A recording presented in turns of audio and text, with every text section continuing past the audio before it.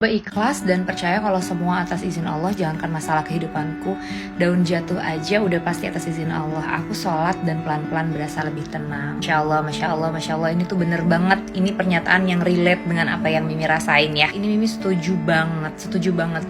Kalau kita punya keyakinan dan kita percaya bahwa semua hal yang terjadi dalam kehidupan kita, rasa cinta yang begitu besar yang kita punya, yang kita rasain, rasa sakit hati, setiap ujian, cobaan, kebahagiaan, kesulitan. Kan bener ya kata Kananah nih, daun jatuh selembar aja itu atas kehendak Allah, atas izin Allah. Sebenarnya kalau Mimi percaya bahwa faktanya, ketetapannya atau kejadiannya itu sesuatu yang kita nggak bisa utak-utik ya. Kita udah nggak bisa bernegosiasi karena itu bener-bener takdirnya Allah, karena itu benar-benar kuasa dan ketentuannya Allah yang emang mau ngasih kita kejadian itu. Kayak kita nanya, kenapa ini terjadi sama aku, kenapa aku dikasih perasaan seperti ini, kenapa aku harus merasakan ini, dan lain-lain sebagainya. Menurut Mimi, itu menjadi satu pertanyaan yang sia-sia. Jawabannya cuma satu, yaitu adalah memang takdir yang Allah mau kita rasain. Yakin banget tujuan Allah, tujuan Tuhan ngasih kita kejadian ini, ujian ini, cobaan ini, perasaan seperti ini,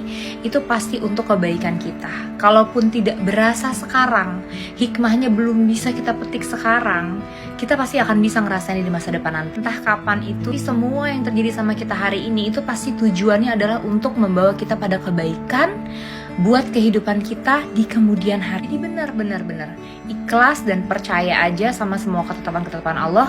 Lewat apa? Kalau kita cuma diomong-omongin begini doang ya, kita nggak punya praktek khusus gitu ya. Praktek khusus untuk bisa menjalankan ikhlas dan percaya itu memang rada sulit. Di Islam ini tentu cara untuk mempraktekkan ikhlas dan percaya selain belajar menerima kenyataannya adalah pasti lewat berdoa, pasti lewat sholat lalu berdoa. Bahkan Mimi di kondisi yang seperti ini, di kondisi yang lagi, ya Allah, ujian hati Mimi ya, lagi diuji berat banget, Masya Allah, rasanya sakit sekali gitu ya.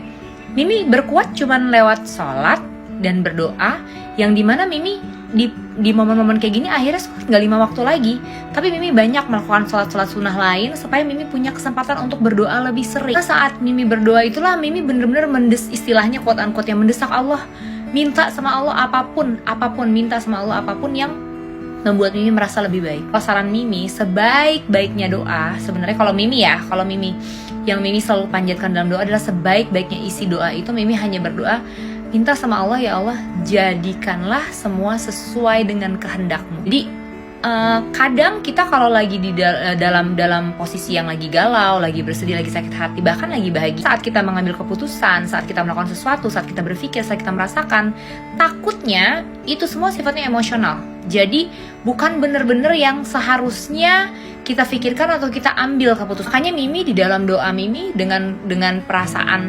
segalau ini gitu ya, yang Mimi bawa dalam doa adalah, ya Allah, jadikanlah setiap keputusanku, setiap detik, setiap apapun yang aku lakukan itu sesuai dengan kehendak. Mampukan aku untuk membaca kehendak-kehendak-Mu. Mimi yakin keputusan emosional kita sama keputusan yang sesuai dengan kehendak Allah, hasil akhirnya pasti lebih baik keputusan yang sesuai dengan kehendaknya Tuhan. Maunya Tuhan, bukan maunya ego, bukan maunya emosi, bukan maunya kita, tapi maunya Tuhan, maunya Allah. Sehingga setiap apapun yang kita lakukan tidak ada penyesalan. Contoh, misal kamu sama suami lagi punya masalah yang membuat suami menjauhi kamu gitu ya, menjaga jarak, menjauhi kamu, atau mungkin suami jadi lebih fokus dengan orang. Terus kata hati kamu dalam tenang ya, dalam ketenangan, kata hati kamu dalam ketenangan itu mengatakan kamu tetap harus melayani dia, tetap harus baik sama dia, tetap harus mengabdi sama dia karena dia adalah suami kamu. Bukan karena ego, bukan karena emosi, bukan karena kita ingin mempertahankan dia ya, tapi semua itu karena lillahi ta'ala, karena kita merasa ini maunya Allah, ini kehendaknya Allah, Allah maunya aku melakukan ini. Kita pasti akan melakukan yang baik-baik, karena perintah Allah, kehendak Allah itu pasti kita melakukan yang baik-baik. Dan ketika kita sudah melakukan lalu dia tidak membalasnya, dia tidak meresponnya dengan baik, nggak ada penyesalan. Kamu nggak menyesal, kamu nggak bersedih hati, nggak bersakit hati lama-lama, karena kamu tahu sesungguhnya yang aku lakukan adalah kehendaknya Allah. Aku tidak sedang melakukan kehendak ego. Aku diperintahkan, hatiku, kolbuku diperintahkan untuk melakukan itu, maka aku lakukan kebaikan itu. Cobain. Jadi di dalam sholat kita, di dalam doa kita berdoanya, ya Allah, jadikan setiap langkahku, setiap rasa yang muncul di dalam hatiku, tiap keputusan yang aku ambil, semua semata-mata atas kehendak Engkau, bukan atas kehendak ego dan emosi aku. Bersungguh-sungguh berdoa, nggak mungkin Allah tuh Allah tuh nggak meraba kita, nggak ngerasain kita, nggak ngebales kita. Tuhan itu nggak mungkin gitu, semesta tuh nggak mungkin gitu.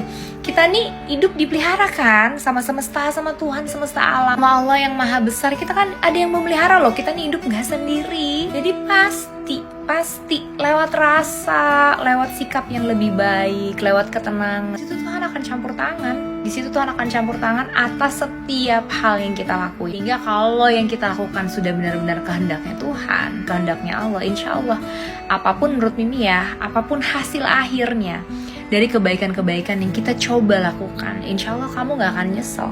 Kita gak akan menyesali, kita gak akan bersedih hati, malah kita menjadi puas dan lega. Karena dalam hal ini, alhamdulillah aku sudah melakukan yang terbaik. Alhamdulillah bukan aku orangnya yang zolim di sini. Alhamdulillah meskipun aku sakit, meskipun aku sedih, meskipun aku menderita, bukan aku yang zolim. Dan perasaan-perasaan penuh kebahagiaan dan penuh iman seperti ini menurut Mimi, ini adalah perasaan-perasaan yang akan membuka pintu-pintu kebaikan untuk masa depan kita. Jadi yes, ikhlas dan percaya sama Allah, sama Tuhan yang memelihara hidup kita. Lalu mempercayakan Dia untuk mengambil alih perasaan yang kita rasain, setiap keputusan dan tindak tanduk kelakuan yang akan kita perbuat. Biarkan semua itu terjadi atas kehendak Dia. Itu insya Allah sih akan membawa happy ending buat kita. Happy ending yang maksud itu di sini belum tentu kok kita misalnya kembali sama orang itu, kita mendapatkan yang kita mau, kita menjadi seperti yang kita inginkan, belum tentu itu. Happy ending itu bisa aja kita tetap kehilangan dia, kita tetap kehilangan sesuatu yang berharga itu,